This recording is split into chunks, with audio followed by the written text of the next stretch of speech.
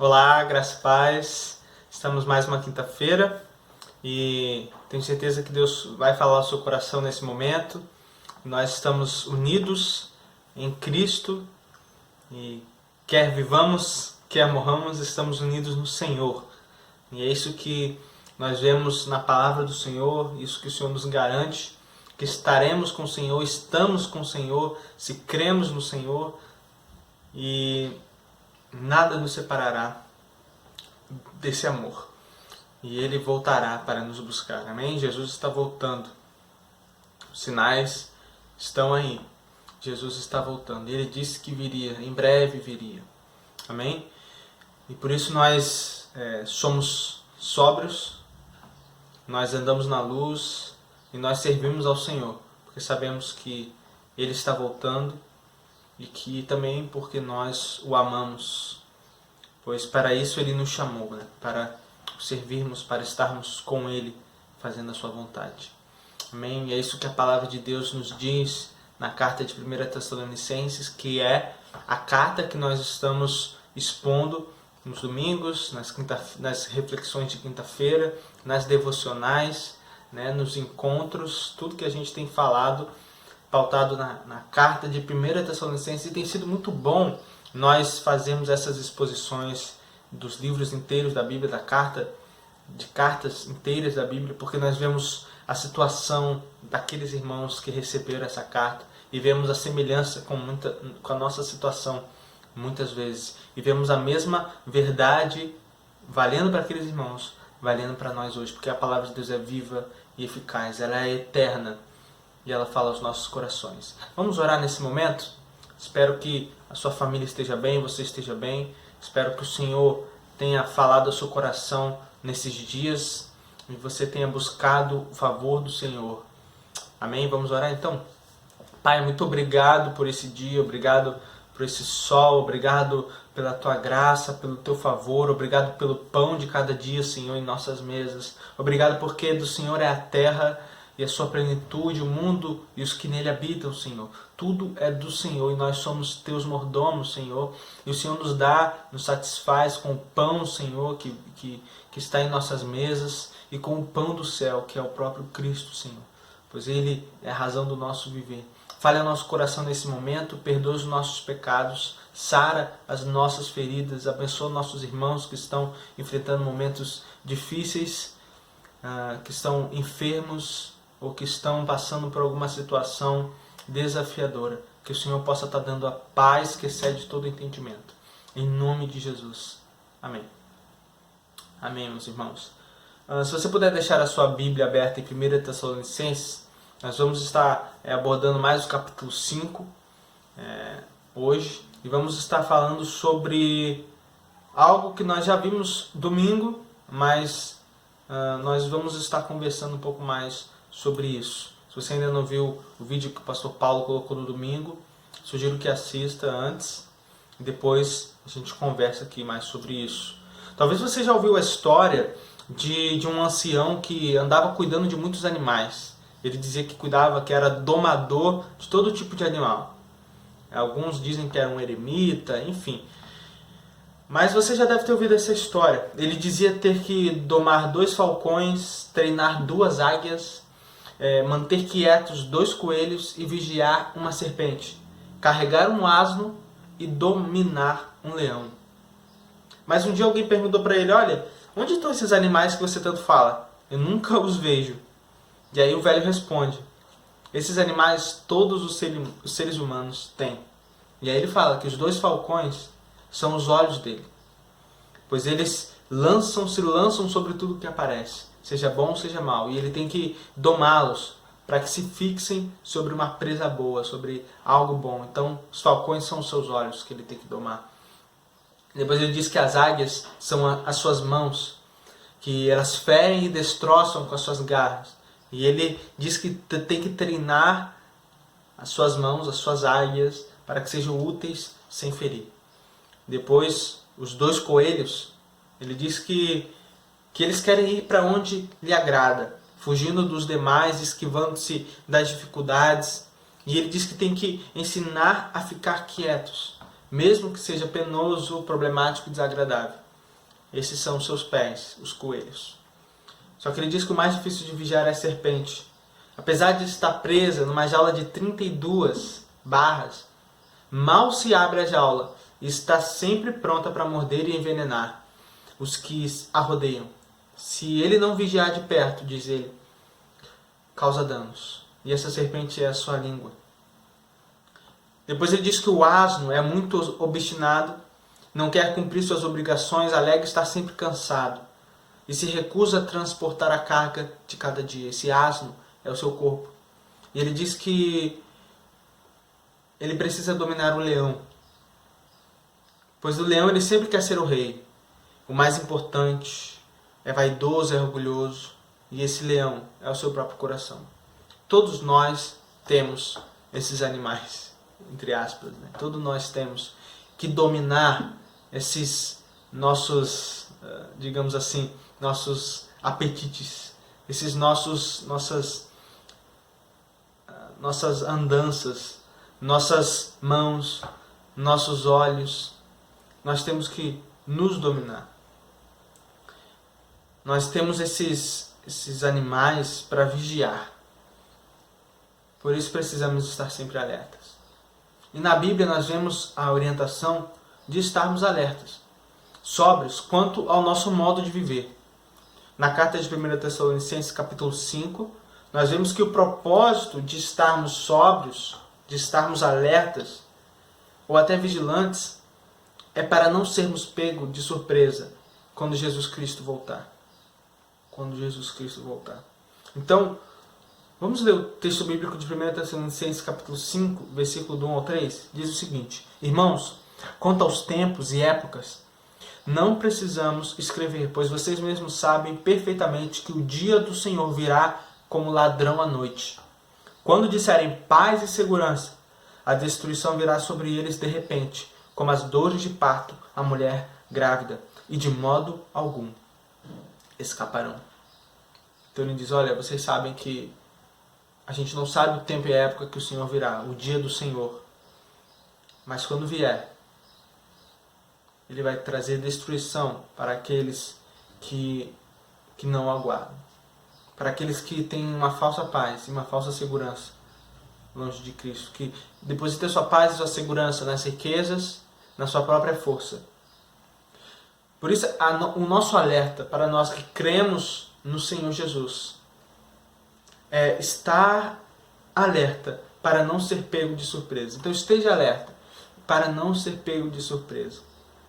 Pois devido à iminente vinda de Jesus, somos chamados a estarmos vigilantes, a estarmos sóbrios, alertas quanto ao nosso modo de viver. Capítulo 5, versículo 6 vai dizer assim, portanto, não dormamos como os demais, mas estejamos atentos e sejamos sóbrios. Não durmamos como os demais. Com dormir aqui, ele está usando uma metáfora, não é o dormir, o sono que a gente dorme toda noite. Também não é a morte, que ele se refere no capítulo anterior, mas a gente pode entender que esse dormir é uma metáfora para, digamos, estar numa ilusão. Estar totalmente desconectado da realidade, do que acontece. Nós, quando dormimos, sonhamos, né? E vivemos uma realidade diferente daquela que realmente é. E ele diz que essas pessoas, que os demais dormem, e esses demais são aqueles que não conhecem a Deus. Mas ele diz, olha, nós não somos como os demais que dormem. Se você crê em Jesus, você não vive uma ilusão, você conhece a realidade. Você conhece a realidade de Deus, a vontade de Deus, a palavra do Senhor. A palavra de Deus. Pois quem de fato está unido com Jesus, permanece atento com a maneira que tem vivido. Mas o que seria estar sóbrio? Estar sóbrio é o contrário de estar entorpecido. A gente já pensa logo em bebida, não é? Alguém que está sob o efeito do álcool, ele não consegue se controlar. Ele perde os sentidos, perde os reflexos, ele está fora de si. Ele tem vontade de fazer algo e ele faz. Ele não consegue se conter.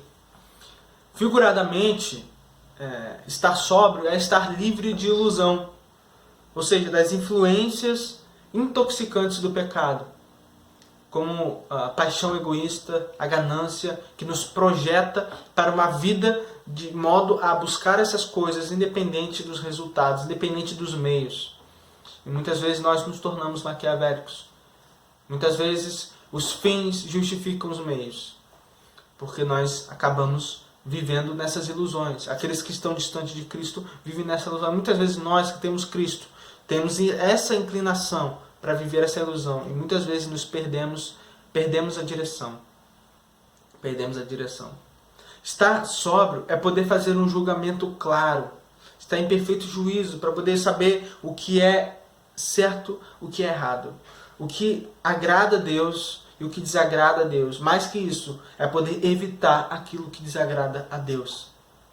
O apóstolo Pedro usa esse termo sóbrio, né, 2 vezes relacionando com a volta de Cristo. 1 Pedro 1,13 diz assim: assim sendo, estejam com a mente preparada, prontos para agir, estejam alertas, depositem toda a esperança na graça que será dada a vocês na plena revelação de Jesus Cristo. Ou seja, esse alerta é o mesmo termo para sóbrio no grego. Então, está sóbrio, está alerta, pois Jesus Cristo irá se revelar. Depositem a sua esperança na vinda do Senhor Jesus, mas estejam alertas, estejam sóbrios. 1 Pedro ainda, capítulo 4, versículo 7 diz: ora, está muito próximo o fim de todas as coisas, portanto, sejam sóbrios, sejam alertas e vigiem em oração. O fim de todas as coisas está próximo. As coisas aparentes, presentes que nós vemos estão se desfazendo. Haverá um novo céu e nova terra que o Senhor trará. Portanto, sejamos sóbrios na maneira que vivemos nessa terra que se desfaz, nessa terra passageira, nessa vida que nós temos aqui, que nós só vivemos uma vez nessa terra. Sejamos sóbrios, pois quando o Senhor voltar, Ele irá reunir todos os seres humanos e terá então o julgamento, terá então a decisão, terá então a separação daqueles que são os filhos da luz, daqueles que são os filhos das trevas. Somos chamados a estar sóbrios. 1 Pedro também fala sobre estar alerta e vigiar, pois o diabo, o inimigo de vocês, anda ao redor como leão, rugindo e procurando a quem possa devorar. 1 Pedro 5, 8 e 9. Resistam-lhe, firmes na fé. Então, ser sóbrio é ser criterioso, é cuidadoso, ser cuidadoso contra o erro e contra o pecado, pois Jesus está às portas. Ser sóbrio é também não deixar se iludir com o mundo, com as paixões do mundo, mas viver para Cristo, servir a Cristo. É ser diferente daqueles que não conhecem a Deus. É ser diferente daqueles que vivem na ignorância, nas trevas, aqueles que vão ser pegos de surpresa quando Jesus voltar. Versículo 4 do capítulo 5 diz: mas vocês, irmãos, não estão nas trevas, para que esse dia os surpreenda como ladrão. Pelo contrário, nós estamos na luz.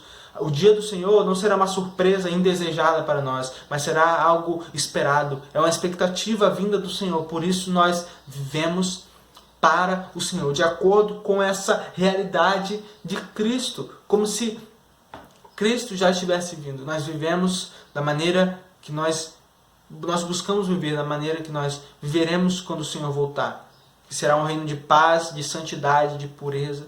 Por isso que nós somos chamados a viver esse reino hoje, viver esse reino agora, e levar outras pessoas também a conhecerem a Cristo e fazerem parte desse reino, fazerem parte desse povo de Deus, desse povo de Deus. No versículo 8 a gente vai ver: nós, porém, que somos do dia, sejamos sóbrios, vestindo a couraça da fé, do amor e o capacete da esperança da salvação. O discípulo de Jesus é sóbrio, pois ele está vestindo a couraça da fé e do amor e o capacete da esperança da salvação. É como uma armadura dos soldados daquela época. Charles Ellicott comenta que o discípulo de Jesus não é apenas o porteiro sentado para deixar esperando o seu Senhor entrar, mas é o soldado em sentinela, sujeito a ser surpreendido pelo inimigo. É o soldado que a qualquer momento pode ser surpreendido pelo inimigo, por isso ele precisa estar sóbrio e atento, vigilante, alerta. Também, sobre sobriedade, parafraseando Alexander McLaren, ele diz que ser sóbrio, ser alerta, sobre ser sóbrio e ser alerta. Ele diz que há em nós impulsos e apetites cegos em nossa natureza, que gritam dentro de nós: me dá o que eu quero, me dá o que eu quero, ainda que todas as leis dos homens e de Deus sejam quebradas, eu quero. Ele diz que tem esse impulso dentro de nós para desejar isso, para querer isso. Por isso que há tantas coisas absurdas que nós vemos, pessoas matando, roubando, pisando em outras, mentindo para ter aquilo que querem. São esses impulsos que são incontroláveis para aqueles que não têm Jesus. Portanto, é dever do cristão a autocontenção, como ele diz, o domínio próprio. O domínio próprio. Os Tessalonicenses, eles não precisavam de uma data exata de quando Jesus iria voltar, assim como nós não precisamos. A gente não precisa dessa data exata de quando Jesus vai voltar, porque a ideia não é tentarmos ajeitar nossa vida faltando alguns segundos para o dia do Senhor. Mas nós precisamos, assim como os Tessalonicenses, estar convencidos de que estamos unidos com Jesus e que essa união exige crescimento espiritual e sobriedade. Como vimos no capítulo 4, olha, vocês estão vivendo para agradar a Deus? Continuem vivendo para agradar a Deus. Continue justo a praticar a justiça. Olha, continue crescendo em santidade. E sejam sóbrios, cuidadosos. O discípulo de Jesus é chamado para crescer na vontade de Deus e cuidar para não se afastar dela, pois Jesus pode vir a qualquer momento. Não por medo, não como se fosse algo que nós estivéssemos fugindo de ser punidos, mas por amor, porque a vinda do Senhor não é motivo de espanto para nós, mas de alegria. Olha, o Senhor Jesus está voltando e eu quero honrá-lo nessa vida que Ele me deu. Quando eu era mais novo e meus pais saíam de casa, geralmente eles me deixavam com uma tarefa de casa para fazer, seja lavar louça, arrumar a casa. E eu deixava para fazer só quando eles estivessem chegando. Geralmente eles me davam um horário lá que eles estivessem voltando, e quando estivesse pertinho eu já tentava ajeitar. O problema é que às vezes eles chegavam antes do previsto e eu ainda não tinha feito a tarefa. E aí já sabe, né? Sobrava para mim. Só que muita gente acha que com Jesus dá para enrolar assim. A gente fala, vou ficar vivendo a minha vida aqui, de qualquer jeito, né? E deixando Deus em segundo plano. Mas uma hora eu me ajeito, uma hora eu vou servir ao Senhor, uma hora eu vou obedecer aquilo que Deus está me pedindo, uma hora eu vou viver para Deus. Mas agora não, agora eu tenho um monte de coisa para fazer, né? Eu tenho que correr atrás dessas coisas. E talvez a pessoa não seja, geralmente nós pensamos com alguém que sem Cristo, que não vive para Cristo, como se fosse alguém que vivesse numa devassidão total, né? Indo para os lugares mais escusos e fazendo as piores coisas. Mas na verdade, você pode ser uma pessoa boa, você pode ser uma pessoa com um bom padrão moral, você pode ser uma pessoa respeitável, você pode ser uma pessoa tida com muito respeito.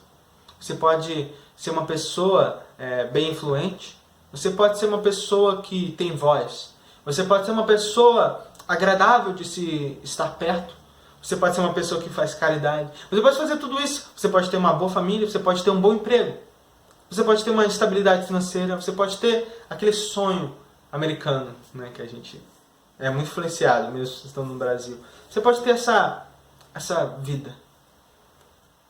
Você pode ser uma pessoa que ninguém se queixa. Mas se você não tiver Cristo, nada disso vale. Nada disso vale. Nada disso vale. Sem Cristo, todas as nossas justiças, todas as nossas boas ações, tudo aquilo que a gente tenta compensar com as nossas boas ações, não adiantarão. Pois somente Jesus pode nos salvar. Ninguém pode se salvar. Não há nada que eu possa fazer, que você possa fazer, que possa lhe trazer a salvação diante da revelação do Senhor. Mas é aqueles que estão em Cristo. Porque quando Ele chegar, não vai dar tempo de pôr a casa em ordem. Quando Ele chegar, não vai dar tempo para arrumar a bagunça. Portanto, hoje é o dia Entregue sua vida ao Senhor Jesus. Deixe que Ele arrume a bagunça. Deixe que Ele mostre o que é a verdadeira fé, o que é o verdadeiro amor, o que é santidade. Deixe que Ele conduza a sua vida. Porque Jesus, Ele não vai vir como um Uber. Quando chamamos pelo Uber, pelo aplicativo, nós vemos aonde está o motorista, quantos minutos faltam. Né? Se falta muito tempo, a gente dá uma enrolada em casa, faz alguma coisa, mas quando falta pouco a gente já corre para frente para Ele nos ver. Só que não vai ser assim na vinda de Jesus. A gente não sabe quanto tempo falta. E se soubéssemos, isso não ia adiantar nada. Não ajudaria em nada. Sabe por quê? Sabe por que saber quando exatamente Jesus voltar não vai adiantar nada? Porque Jesus conhece nosso coração. Não podemos enganar Ele tentando ajeitar a nossa vida nos últimos momentos que Ele estiver vindo com medo de ficar para trás. Não é assim. Não é assim. Deus conhece nosso coração. Acha que Ele não sabe que você não tem sido sincero com a sua devoção a Ele? Acha que Ele não sabe quando eu estou sendo hipócrita, quando eu estou sendo falso? Ele sabe. Ele sabe, Ele nos conhece. Portanto, ficar preocupado, tentando descobrir o dia que o Senhor vai voltar para tentar arrumar a vida, isso não cola com Deus. Deus quer que estejamos unidos com Ele. E essa união não se resume ao fato de Ele estar próximo de vir ou não. Se falta um dia, 1 minuto, 1 semana, 1 ano, 10 anos, 100 anos, 1000 anos. Mas diz respeito a tê-lo como Senhor de nossa vida. Amá-lo e desfrutar da comunhão com Ele. O que nós sabemos é que Ele está vindo. Em breve Ele virá. E esse breve pode significar um tempo, um pouco de tempo, um pouco mais de tempo, mas Ele virá a qualquer momento. Mas a nossa união com Ele não depende de Ele estar próximo ou não. Não depende disso, mas depende do amor que sentimos por Ele. Diz respeito a tê-lo como Senhor de nossa vida, amá-lo, desfrutar da comunhão com Ele. Versículo 10 diz, Ele morreu por nós para que quer estejamos acordados, quer dormindo, vivamos unidos a Ele. E aqui o dormindo já se refere à morte. Quer acordado, quer dormindo. Quer vivos, quer mortos. Porque quando estivermos mortos, estaremos unidos com o Senhor. Nós não ficaremos distantes do Senhor nem um segundo da nossa existência. Quer vivos nesse corpo, quer não, estaremos com o Senhor. E quando Ele voltar, Ele nos ressuscitará. Estaremos com Ele para todo sempre, reinando num corpo de glória, impecável, perfeito, santo, como o dele. Por isso, estar unido com o Senhor diz respeito a rejeitar todo tipo de ilusão que afasta a realidade de Cristo. Rejeitar o pecado e as paixões da alma. João Calvino diz que o verdadeiro cristão, o verdadeiro discípulo de Jesus, ele ama tanto a Jesus, ele ama tanto a Deus, que se fosse anunciado que não existe mais inferno nem demônio, ele continuaria servindo a Deus. Continuaria servindo e amando ao Senhor e obedecendo. Ainda que se falasse, olha, não existe mais inferno, não existe mais demônio, ele continuaria servindo o Senhor, porque a sua vida é de Deus. Para ele só há um caminho, só há Jesus. E é isso que Ele nos chama a fazer. Portanto, meus irmãos, nós temos esse privilégio de poder estar alertas com as pessoas que estão na nossa volta, estar alertas e saber que, ainda que nós convivamos com elas, nós estamos no mundo, mas nós não somos do mundo. E muitas pessoas aí estão no mundo e não conhecem Jesus. Como nós podemos falar do amor de Jesus? Como nós podemos cumprir a grande comissão, fazendo discípulos de Jesus? Para isso é preciso estar sóbrio, porque muitas vezes nós nos iludimos com as coisas. E as pessoas estão aí morrendo, perecendo sem Cristo, desunidas de Cristo, irreconciliáveis com Cristo. Mas nós temos a palavra da salvação e podemos compartilhar do amor de Jesus. Podemos falar de Jesus, podemos orar, podemos plantar igrejas, nós podemos formar líderes, podemos fazer evangelização discipuladora, compaixão e graça, tudo isso em prol de levar as pessoas para mais perto de Jesus e conhecer o amor de Jesus. Que Deus abençoe. Vamos orar? Pai, obrigado pela Tua palavra, Pai. Obrigado que possa ser uma realidade para nós isso. Nos ajude a estar sóbrios, Senhor, nesse mundo, nesses tempos, Pai. Nos livre, Senhor, de toda ilusão, de tudo que venha a tirar o foco. Nos livre de tudo aquilo que venha a tirar a nossa direção, Senhor. pois nós temos um rumo, nós temos um caminho, que é o Senhor Jesus. É isso que eu peço e agradeço, em nome de Jesus. Amém. Deus abençoe, nos vemos na próxima.